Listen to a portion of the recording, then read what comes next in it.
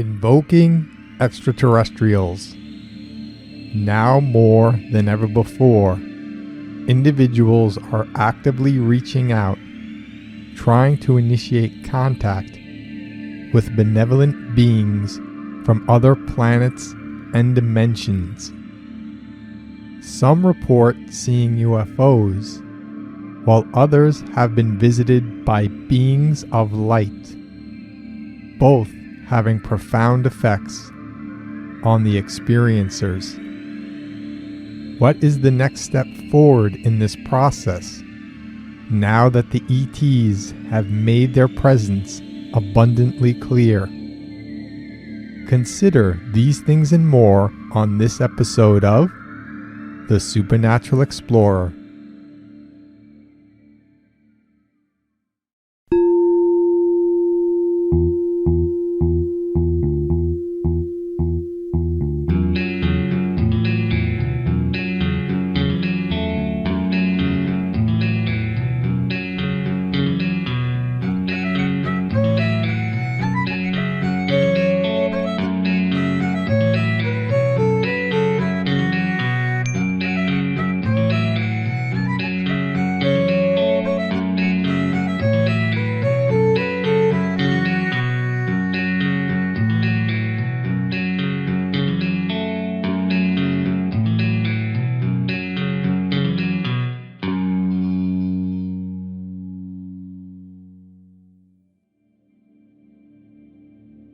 Hey, Supernatural Explorers, welcome to episode 24, Invoking Extraterrestrials, and what to do when they arrive. This episode, I'm going to discuss invoking benevolent extraterrestrials to invite them to come and visit. I'm going to discuss why you would even want to do such a thing, aka, why does this even matter?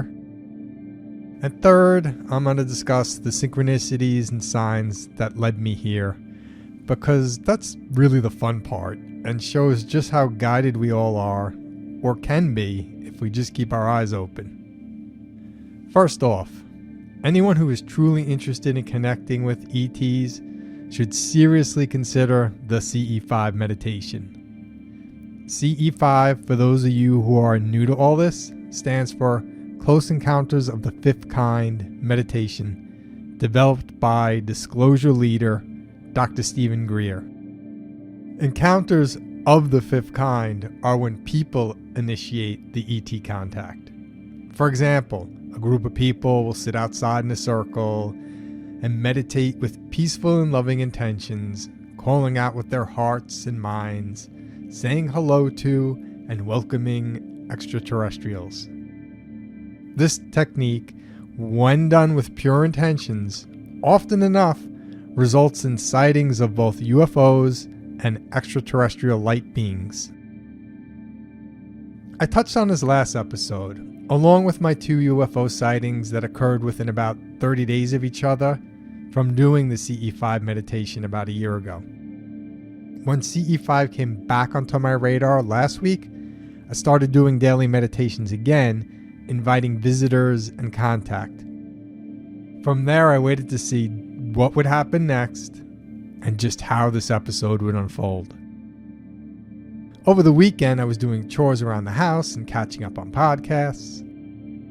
One of the first ones I heard was the April 23rd episode of Where Did the Road Go?, entitled Witness of Another World. Soraya had on guests Joshua Cutchin and Red Pill Junkie to discuss the documentary of the same title, Witness of Another World, available on Amazon Prime. Here's a summary of the film as listed on IMDb. Juan lives a solitary existence on a remote farm ever since he witnessed a UFO event. Filmmaker Alan Stevelman, together with the help of famous astrophysicist Jacques Vallée, begin an epic journey to help Juan in understanding the deep meaning of his close encounter. This true story shows the long-term consequences of close encounters, proving that no one is exempt from a potential contact. I didn't see the film yet, but I'm thinking that may be next on my agenda and perhaps part of a broader topic for my next episode. I love the view Soraya from Where Did the Road Go took in discussing the documentary. The gist of it was that perhaps the intention of encounters isn't good or bad, but can be experienced as both. He surmised that it's a lot like growing pains. I saw that to mean that experiencing encounters is like going through something where the end result, the growth, can be seen as good, but the pain involved during the growth itself can be seen as bad. That idea resonated with me the most, especially with my view that everything happens for a reason, that everything is an opportunity for us to grow, even if we don't like what is happening. So perhaps in Witness of Another World, Juan has a rough go of his growth phase that was initiated by his close encounter, but then it ends with some powerful, life-altering lesson. I don't know. I just hoping it has a happy ending. Beyond my listening to and enjoying Where Did the Road Go on Saturday, nothing was sparking this episode of the Supernatural Explorer yet. Even with me now doing daily CE5 meditations again, yeah, they were very peaceful, relaxing, but I wasn't seeing anything, and nothing happened yet that I could do a show on. That was until Monday afternoon rolled around. Very related side note here.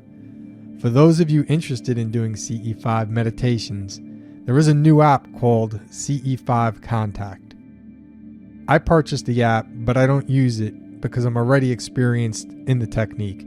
I just wanted to support their vision. I also have an older related app called ET Contact. What I like most about the old app is that it has an easy to access magnetometer, or as I like to call it, a magnetometer. And you guessed it, it measures changes in the magnetic field around your phone. To me, this is important because during some contact events, an electronic instrument like the magnetometer might be the first thing to alert meditators that ETs have arrived. So, following along, I now have a magnetometer out and on while I meditate and reach out with my peaceful, loving, conscious intentions to make contact. Just like I did Monday afternoon.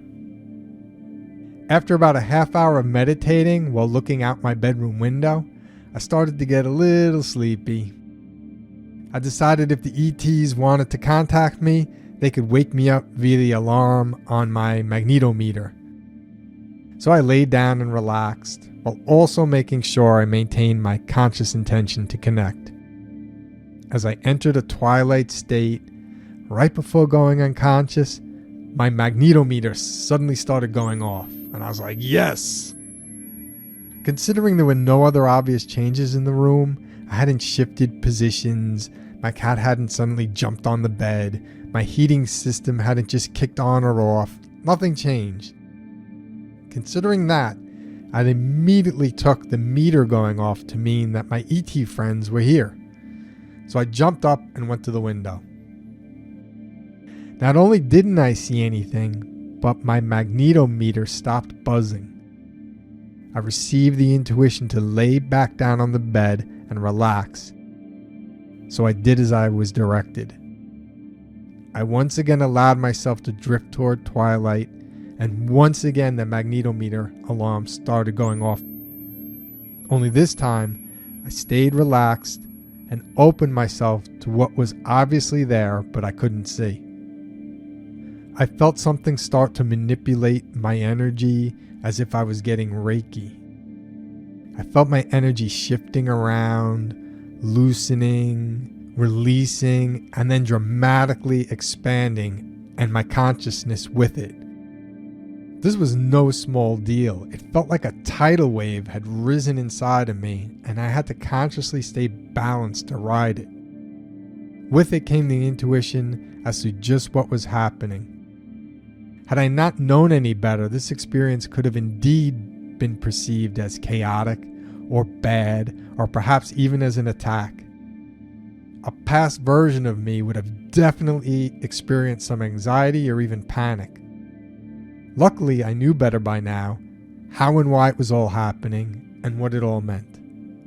But I'd have to wait to get my thoughts down. It took a solid 30 minutes for the wave of energy inside me that was me to settle down and rejoin the ocean of my physical body.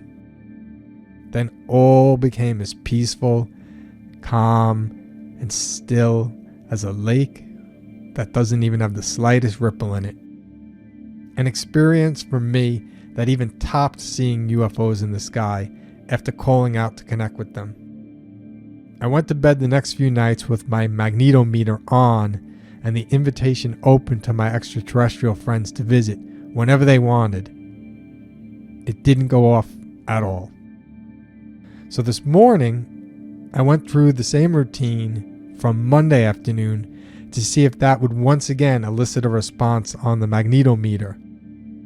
Still nothing. Instead, I got an energetical visit that I could feel that came with downloads and answers. The point of invoking benevolent extraterrestrials through pure intentions is not to have them arrive via some form, whether it be UFOs as light beings or meter alarms. I mean, how boring would any gathering be if the point was to just arrive? Arriving is just the first step. The second and vital step is interacting, communing. Now, how do you interact and commune with beings flying on crafts that you may or may not be able to see? You do it the same way you call out to them, using your consciousness, your mind, your intentions. In this way, via the connection, they can help lift us up out of the vibe we're in and, more correctly, show us the way to a new vibe. If you think about things in terms of a general vibe and different levels of vibration, then reality can become a lot clearer, a lot less dramatic. And we all know about vibes. I mean, think about the vibe you're in right now and compare this vibe to a time when your life was rougher. You can see how if you compare those two vibes, one is significantly different than the other, higher than the other. And it's blatantly annoying how our lower vibes always cause us to see less possibilities, and how wonderful that our higher vibes always seem brighter and more promising. If you think about it, it's not the world that determines our vibe.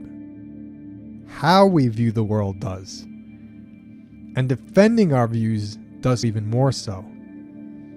Our thoughts create our vibes. That's the truth, whether you choose to blame it on the world or not.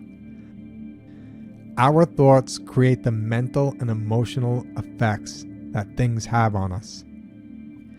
It's also true that even without changing anything you think or believe, if you just think less about everything, it affects you less. And the less you think, and the more you stop reinforcing the vibe you're in, the more you can allow for another's higher vibes to influence you, to elevate you. An important thing to note about vibes is that every higher level of vibration holds more possibilities and more access to knowledge. Our world collectively holds itself where it is because if we were prematurely leveled up without first becoming better or doing better, we would, out of habit, use those advanced possibilities and knowledge to destroy our planet and ourselves even faster than we already are. So, evolution of a society calls for the refinement of the individual. Change, as always, happens from the inside out. We need to change the world inside of us to change the world outside of us. This is nothing new. Meditation is great because in and of itself, it aids in this by providing stillness, providing a rest. Nature shows us that when it's allowed to rest, it heals. Our minds and what comes out of our mouths as a result sets the vibe for the planet, just as much as what we physically do to it, good or bad. If we too are to heal, we must rest, and the vital thing that needs to rest is life's major influencer, our minds. So that's step 1. Step 2 is reaching out to more advanced beings that are the juxtaposition from where we are to where we want to be. ETs have shown that they can come into the physical from the light, and they know how to return to the light. And all are welcome in the light. The trick is being able to, or worthy of, becoming as light, with or without the help of technology. Our benevolent ET friends know the way, they have arrived, and now they are waiting to hang out, to connect, and to help us. If after doing CE5 type meditations, we were to keep our minds still and invite benevolent ETs to work with us, our energy, then they can literally hold us in an elevated vibe and have us experience that. Then we can learn how to emulate that vibe for ourselves. All good stuff. However, one does not simply learn the way to go from matter to energy to light without unloading a lot of baggage along the way. Everything that ties us to our current vibe, our current reality, good or bad, acts like a physical anchor. As we experience higher vibes, things will release for us, sometimes like a wave, sometimes much smaller, and will come into our consciousness as lessons we need to learn to proceed on the journey. A concrete example of this, a personal experience, is the more I let go of caring what others think in relation to living my life's purpose, the lighter I become. And if I was unable to let that kind of stuff go, then I'd be weighing myself down by choice. We always have free will. But if I do ever want help releasing anything, my ET friends can lend me the training wheels of the higher vibes until I learn to ride those vibes without them. A brief but further detail on all this for those who are really interested in trying this out. Everything that is brought to our attention to examine, and then to either let go or to hold on to for now, can come up in a spectrum of ways.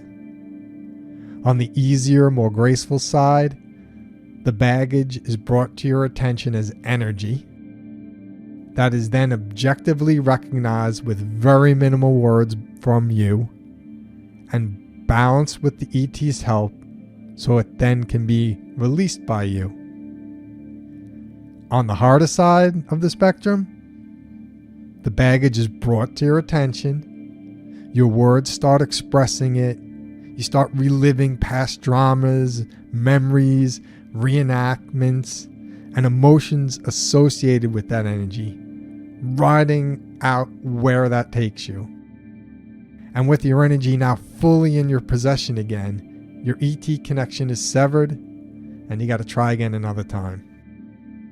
Just be sure you are consciously choosing and honoring the way of releasing baggage that works best for you. I choose not to give things a lot of words. I like to get to the point, to the lesson, draw the lesson out, let the energy balance, and let the energy go, so I can release that baggage and lighten up. With that, what I'm personally planning on doing moving forward, because it's like a 2 birds with 1 stone kind of deal, is I'm going to CE5 meditate myself to sleep every night, leaving myself open for benevolent ETs to work on me. I figure while I'm in a restorative sleep state, energies can arise and resolve, and maybe any important lessons or messages can be gently delivered via my dreams. It's worth a shot, and if it works, maybe I'll call the process microdosing extraterrestrial inceptions.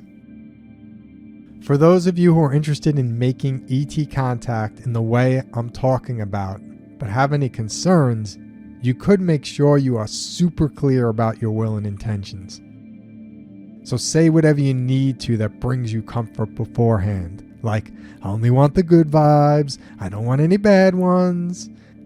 And ask your guardian angels or whatever to make sure they oversee all ET Reiki sessions. Protect yourself in white light, etc. For others out there who may be thinking, why not just go to the source itself for help? Whether you call that God or whatever. Well, when that question popped into my mind during my latest ET Reiki session, a version of an old story immediately popped into my mind as an answer. One that I'm going to close today's show with. A man awoke one day to find his whole town actively flooding. From his second-story window, he stared in shock at the scattered sea of treetops, chimney tops, and occasional rooftops. The rising water, now seeping through his bedroom carpet, suddenly chilled his bare feet, snapping him out of his daze. He quickly grabbed his wife's picture from the bedstand and headed out a side window, climbing the fire escape to make it onto the roof. With the water still rising and no way out, he clutched his wife's picture against his chest and prayed to God to help him. Almost immediately, such that even he couldn't believe his ears, he heard what sounded like a boat engine approaching. The ET driving the boat quickly spotted the man and sped over to offer him a ride to safety. The man politely declined, saying, "No thanks, friend. I've called out to God. I'm going to wait for him to come and help me." Well, that's all for today's show. Till next time, everyone. Peace.